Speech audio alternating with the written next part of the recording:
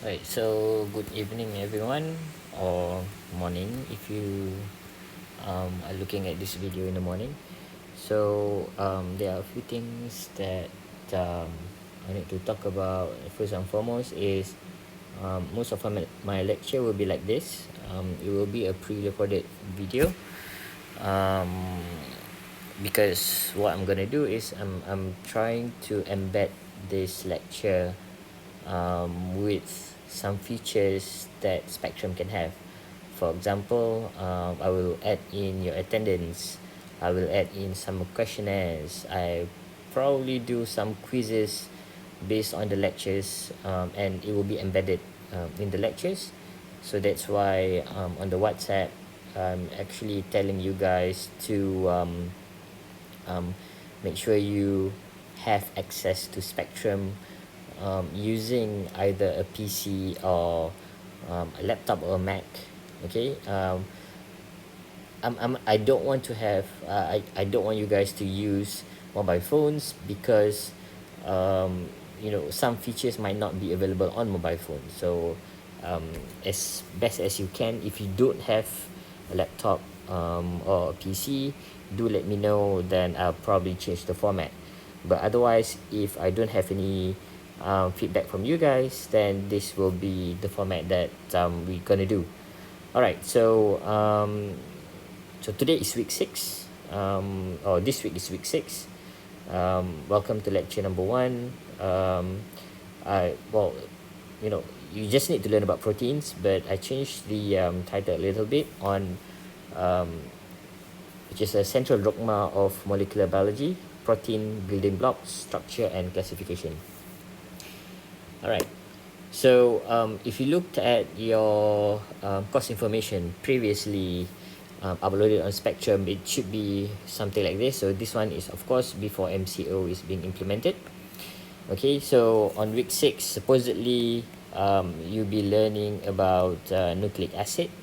And then week 7, we have tutorial, but unfortunately, we had a lot of COVID-19 issues. So um, from the original lecture like this, it will be changed to something like this. Okay, so this one is today, um, which is the 23rd, 28th, 28th of April.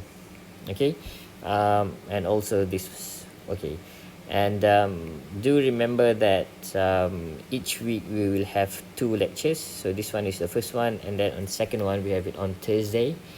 Okay, and I'm gonna try and make sure the lecture finishes within half an hour instead of 50 minutes. All right, so go back to the slide. So within a month's time, you'll be learning about proteins and peptides. Okay, here I'll probably add in a little bit on COVID-19, so that we can try and relate what we've learned to what is the current situation. All right, so after COVID-19, or after the lectures about proteins and peptides, we're going to move quickly to lipids. Okay, in between we have a tutorial. Okay, so this one I'm gonna try and do an embedded tutorial. Okay, um, if not, we're gonna do Microsoft um, Teams, and we will do it face to face, or well, face to screen meeting. All right, so probably the same for tutorial number 4. Okay, this test will most likely, if nobody has any issue accessing Spectrum, it will be embedded in the lectures. Okay, embedded in lectures.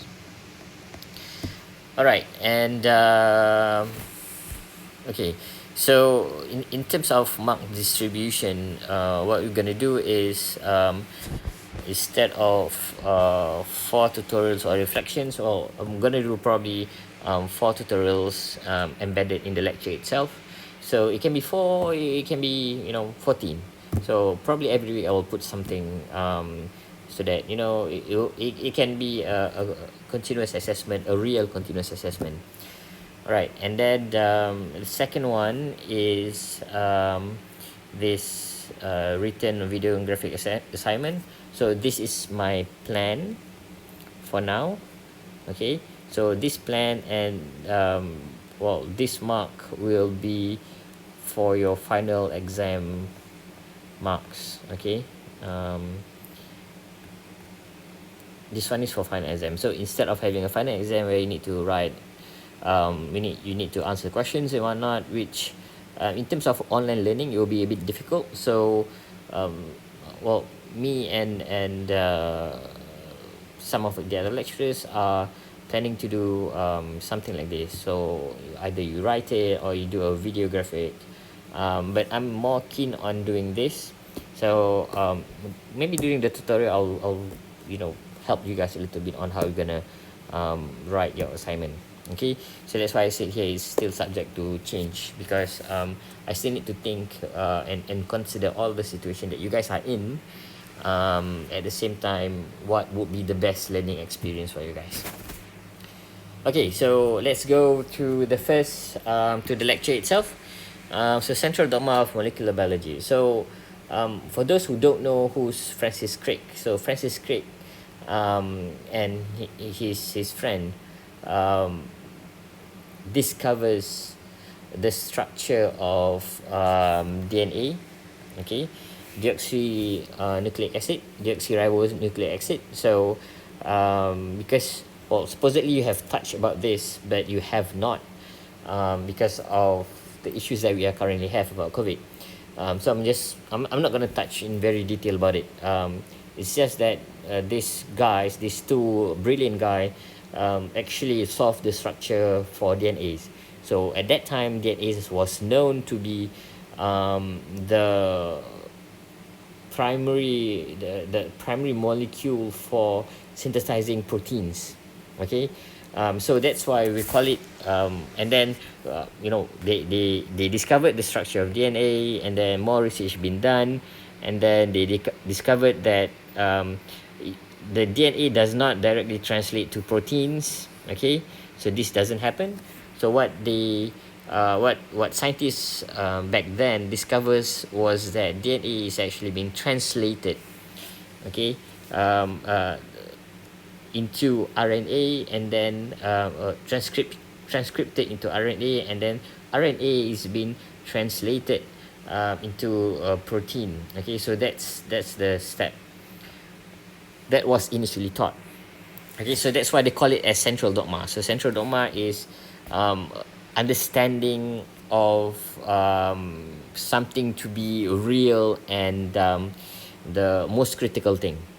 However, as some of you might know or you might not know because you are not a biologist, so this central dogma is no longer valid. It was valid up until around 2000, the year 2000, and then after that a lot of things have been discovered. For example, HIV viruses.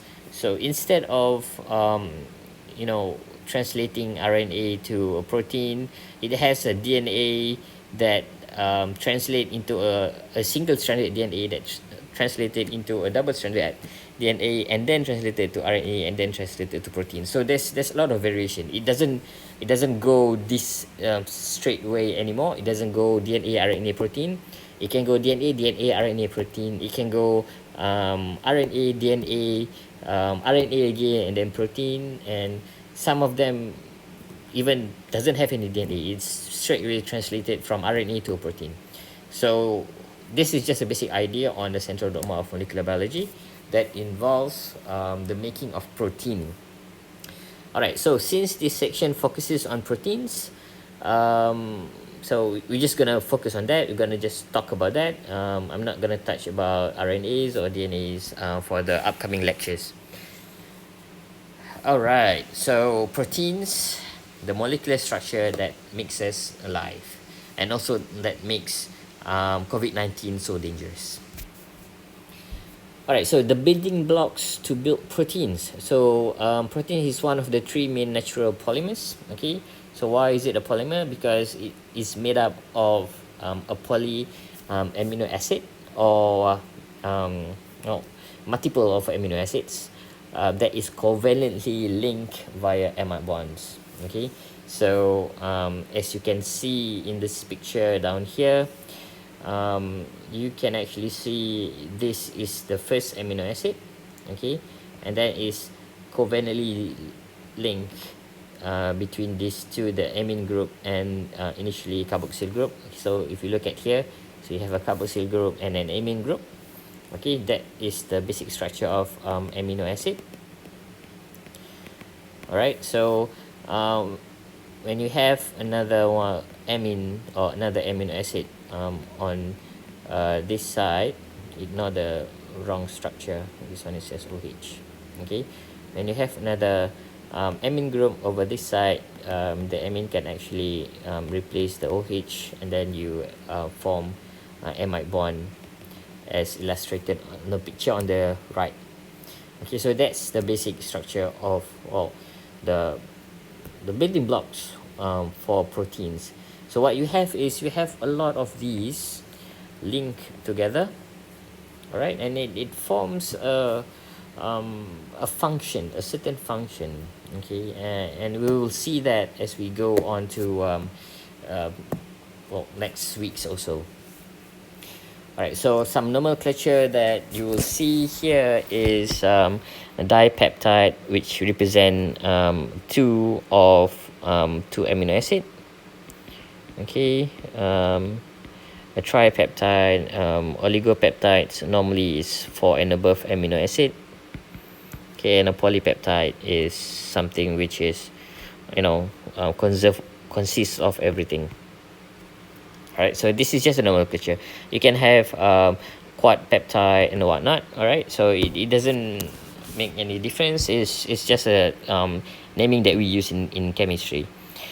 All right, so based on definition on Cambridge Academic Press, you can read that one. So that's the definition of proteins. Okay, and in the research area, especially, there is actually a gray area between the definition of proteins and peptides. Okay, if you refer to the last slide on reference 1 and reference 5, you can actually see that the definition for reference 1 says that a polypeptide with 40 amino acid and above. However, on reference number 5, they call it tau protein. Okay, but it only has 11 amino acids. So basically, based on my opinion, so a definition of a protein is a sequence of amino acid that functions certain way. Okay, so it doesn't matter whether it's a dipeptide or diamino acid, or whether it can be as big as 100 or plus amino acids. They are all polypeptides, they are all proteins, and they have a certain function. So that is what important. Okay, so again, definition, it doesn't really matter, as long as you know what is the structure of amino acid, what is called as proteins, what makes up proteins. That should be more than enough. Okay, so takeaway message is amino acid builds peptides and proteins. Okay, so you have one amino acid like this, you form a peptide, a dipeptide in this case. Okay, from 2 amino acid, you can see here there is 1 amino acid, and then that one is the second amino acid. And then once we have a lengthened a very long chain of amino acid, it can form a protein like this. Okay, so this is a protein that actually I worked on during my PhD. We call it as ASP2 protein. So it digests enzymes, and you can find it in a lot of worms that digest blood. Okay, yep. All right, so first and foremost, let's look at the anatomy of amino acid. All right, so there are 20 naturally occurring amino acids. So when we talk about amino acid, especially in these lectures, the word amino acid that I keep on repeating, amino acid, amino acid, amino acid, are only these 20 naturally occurring amino acid. Okay, we are not talking about unnatural amino acid, we are not talking about modified amino acid, we're not talking about a beta amino acid. So all of those amino acid will not be covered in the lectures. Okay, if you're interested in working with amino acids or peptides, you have two choices. One is you just Google it and read whatever you find on the internet, or the second one, once MCO is lifted, you can come to me, because in my lab I'm actually doing research on peptides and amino acids for various purposes.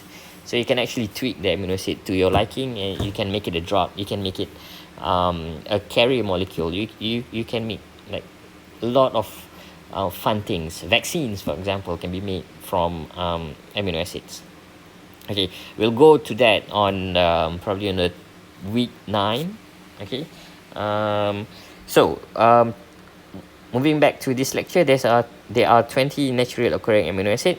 Okay, so you can see it's grouped into 3 categories. All right, so this category is for charge, so that's the name. All right, so charge, that one is just polar uncharged, special cases, and hydrophobic. Right, so I got this picture from Wikipedia. You can actually look at it if you can't see it here on the video, so you can always go to Wikipedia and look at the amino acids. So this time around, Wikipedia is trustworthy. These are all naturally occurring amino acids. I've looked at it, I've verified all the information. All right, so what you need to know from here is that that those are the names of the amino acid. Okay, so everything on top is the name of the amino acid. All right, so that one is done. So you can write it in another 2 different forms. So the first form is a 3-letter code. Okay, so 3-letter code, meaning you can see the small ones over here. For arginine, it becomes ARG, lysine become LYS, aspartic acid become ASP, and so on and so forth. Okay, and the final one is a single letter code. So single letter codes is this one, written within the red circle. Okay, so those are the amino acid, and normally in a lot of publications, what you write it is, you either write it in a 3-letter code or a single letter code. In my case, I prefer to write it in a single letter code because it's much faster. Even if people wants to read it, it will be much faster compared to if you write it in the full name, especially, say for example, if your amino acid has 20 if your protein has 20 amino acid, you're not going to write lysine and then threonine and whatnot. Okay, so you substitute with K, T, Y, G, and so on and so forth. So people prefer to use a single letter code because it's faster, and everyone who works with amino acid can easily understand this, and even the full name. All right, so amino acids is a compound which contains an amine group and a carboxyl group. Okay, so if you look at the picture down here, again you have a primary amine there and a free carboxylic acid. So xylic acid, and then you have a primary amine. Okay, so that makes it amine becomes amino, and then carboxylic acid just become acid. So we have amino acid, and since we only have 1 carbon in here, so this is one of the characteristics of a naturally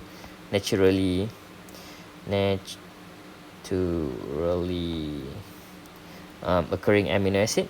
Okay, well, one of the characteristic, obviously. So you can have a or we also call it as alpha amino acid.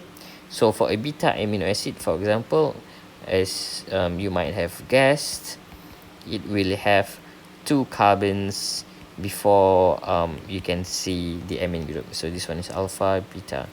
So this amino acid, even though it occurs in nature for some organism, we're not gonna touch it in the lecture, okay, because normally they synthesize their own amino acid.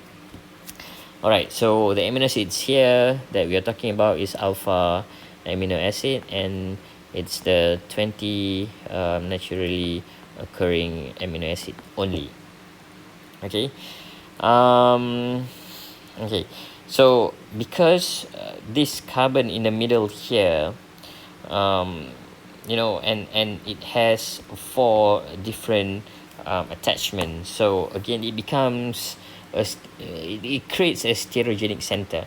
Okay, for a naturally occurring amino acid, mostly they are L amino acid.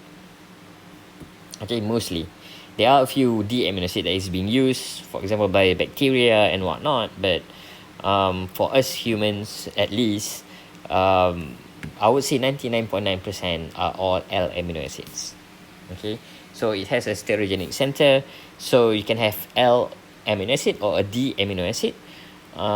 So yeah, it's and hopefully you guys still remember what is stereogenic centers. If you don't, please go back to your lecture, well, lecture notes if you still have them, or Google it. All right. Now, amino acid, the R group. So the R group is also known as the side chain for the amino acid. So since we have 20 amino acid, so of course we have 20 different side chain. All right. So you can have aliphatic side chain, hydroxy containing, sulfur, benzene, heterocyclic. Oh, the group depends on what you are focusing on. Okay, so in this case, we're just talking about the type of the side chain itself without looking at other features. Okay, we are not looking at whether it's hydrophobic or hydrophilic, whether they are charged or non-charged. So this table is slightly differ to the category that is being written previously or in Wikipedia. Okay, so as you can see, there are different substituents on the R group. Okay, there's no R group that has similar substituents. Okay, it contains primary amine at the N terminal, except for proline. Okay, so proline has a secondary amine. You can look at the structure of a proline later on. Okay, most amino acid contains I and E in the naming. Doesn't matter. That's just for you guys to easily identify whether it's an amino acid or not. Okay, for example, the different ones is like this: tryptophan, or you can have glutamic acid. For example, the glutamic acid is an amino acid, but you don't call it gluta something. You just call it glutamic acid. Okay, it still have an amino group, it still have a carboxyl group. You can also have a glutamine. So the structure is almost the same, but well, have a look at all the structures, and you hopefully you understand what I'm talking about. Okay, so again, each amino acid can be written in a 3-letter code or single letter code. So you can click on this video, this link. Okay, you will open the Wikipedia with all the amino acids, 20 amino acids. Alright, so these are the chemical properties of the, ignore the spelling mistake, the chemical properties of each amino acid. Okay, so I categorize it, the amino acid, based on their nature, and it's different compared to the previously written. Okay, since amino acid has this basic structure, carboxyl and amine, so what I have here in the formula is just what substitutes the R.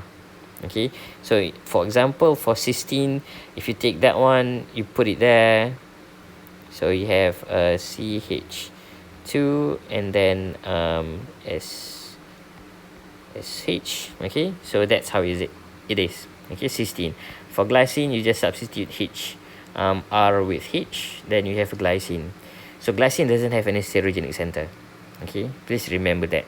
The only amino acid that doesn't have a stereogenic center is glycine. The only amino acid that doesn't have a primary amine is proline. So that's why I put it in a special case. Okay.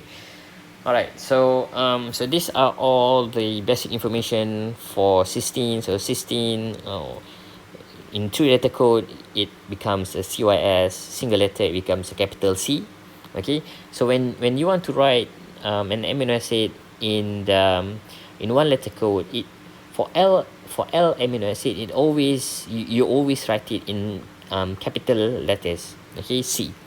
For D amino acid, you write it as a small c. So same thing for glycine. For L-glycine, then you write it as capital G. For the D-glycine, you write it as small caps G. Okay, so same thing for that one. Okay, so that's how you want to differentiate. Say for example, when you write when you read if you read a literature, it writes as this. Okay, for example, then you know that it's a mix of L and D amino acid. Okay, so this is just some extra information. All right, so now the activity of the amino acid also depends on the pKa and the pi, and these are all listed here. So you can see the carboxyl terminal has well, less than 3 pKa values, while the amine group has above, I think, about 8.5, the smallest one. Okay, so have a look at all of these from the lecture slide I provided. Okay, I'm not going to touch it in the lecture, but I'm going to ask about it at the end of the lecture. Okay, I'll have a quiz embedded in the slide, and I'm going to ask you something about all this. Okay, so histidine, so that's the functional group. Lysine, so that's the functional group, and so on and so forth. It's the same thing for here. So over here you have a polar side chain, which is anionic. Okay, so we call it anionic because at high pH, these two side chain will deprotonate and form a negative charge. Okay, an ion. All right, so aspartic acid and glutamic acid. While these groups over here, it's a polar uncharged side chain. Even though it looks like it's a primary amine, it's actually not. That one is an amide group. Okay, so they are uncharged, of course. They are uncharged, but they are polar. Same thing. We have hydroxyl there for threonine, hydroxyl for serine. We have a similar amide group for asparagine, and so on and so forth. Okay, and then finally the final group is more hydrophobic side chain. Okay, alanine, you have just a methyl group. Phenylalanine, you have a benzyl, a phenyl.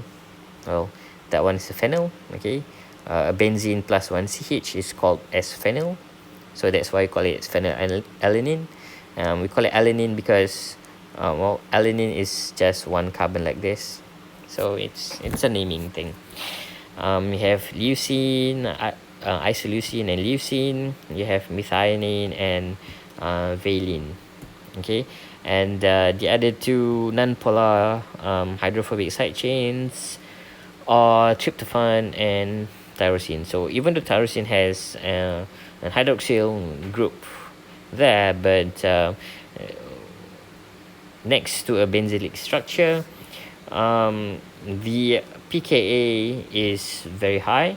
Okay, it's still active, by no means that is not active, but researchers tend to group it as more of a non-polar hydrophobic side chain. Of course, it's non-polar because it's symmetry, but it's not charged because under physiological condition, which is roughly about 7, tyrosine has never been charged. Okay, and you need to be in a very low not very low acidic condition for it to become charged, but you get the gist. The pKa for the amine and the side chain is almost it's tenfold different, but it's close enough. Okay, so other than what I've shown there, you can actually group this amino acid differently. So you can have, for example, heterocyclic group, you can have a cycline containing group, hydroxyl group, sulfur group, aliphatic group, and so on and so forth. So this is my test for you, just a simple checking if you can identify these groups, which amino acid it belongs to. Okay, so over here I've written like how many amino acids that you might have. All right, so the making of amino acid. So protein exists in our body, and they are made up of combination of 20 naturally occurring amino acid. Okay, but again, it's no longer a fact. There are microbial that utilizes the amino acid. So for example, for cell wall component or bacitracin antibiotic from this bacteria actually uses a D amino acid in part of the antibiotic. So it's a very unique. It's a very unique I would say nature of proteins and peptides, and it's very interesting. Okay, so combining amino acid resulted in proteins with different characteristics and function. So if you have a 5As and a 4As with 1G, will have two different properties. Okay, so this is the basic idea. So in human in general, we need 10 essential amino acids to survive. So why there's 20 amino acids, but why is only 10 essential? Okay, so to understand that, we need to know what does it mean by essential amino acid. So essential means that our body is unable to synthesize this amino acid from other compounds. For example, if you eat it, okay, so you can get it from a dietary protein. So you eat it, then you have it.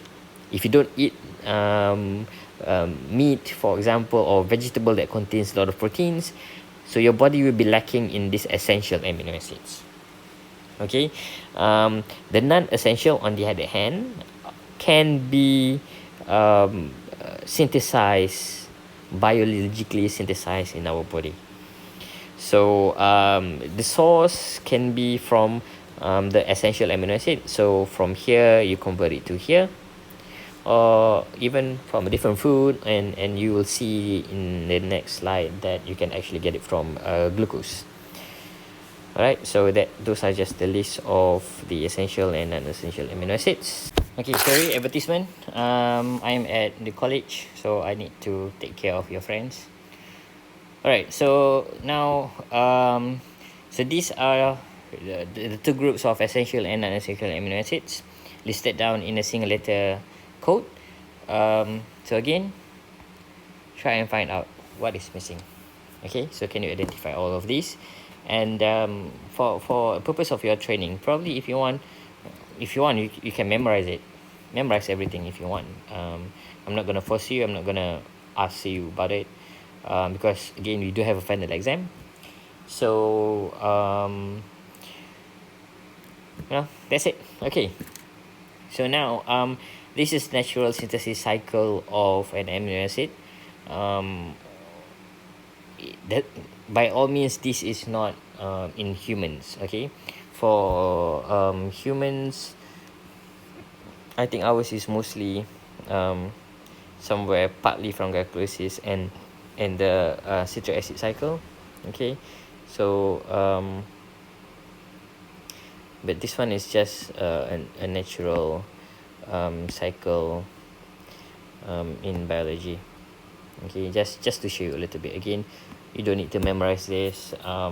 Any questions that I'm gonna ask in a quiz and whatnot, you're gonna do it online anyway. So what's important here is to show you that from glucose, okay, something that we eat, okay, from merely glucose, you can actually convert it to some essential amino acids. So histidine, you have serine over there, you have phenylalanine tyrosine tryptophan over here, alanine, and then from pyruvate you can also enter the citric acid cycle, where you can produce more amino acids. Okay, not that one. So not that one, asparagine, methionine, lysine, and threonine. Okay, so that's it. So in summary, peptide and proteins are polymers of amino acid linked together via amide bond. So amino acid differs only in substituents, the R group attached to the alpha carbon. There are 10 essential amino acids and another 10 of non-essential amino acids.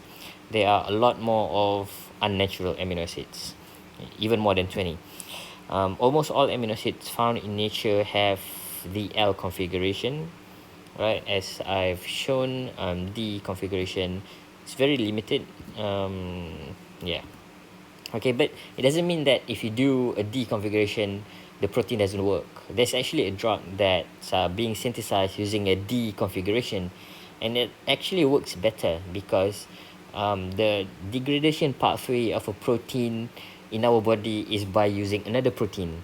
So protein is very the function of a protein is very specific. So once you actually change the configuration of your amino acid, the protein that normally digests the target amino acid can no longer identify the amino acid. So it makes the unnatural amino acid or the D amino acid persist longer. Okay, we look at it once we are there. So the carboxyl group of the amino acid have pKa values of about around 2, and protonated amine to deprotonate, it has a pKa value of around 9.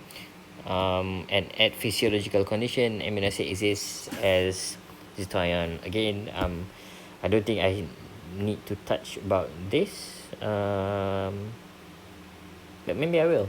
We'll see. Okay. So these are the references. So those two are the references that talks about the definition of proteins. Okay. Other than that, that's it. Thank you, and please like and subscribe. Bye.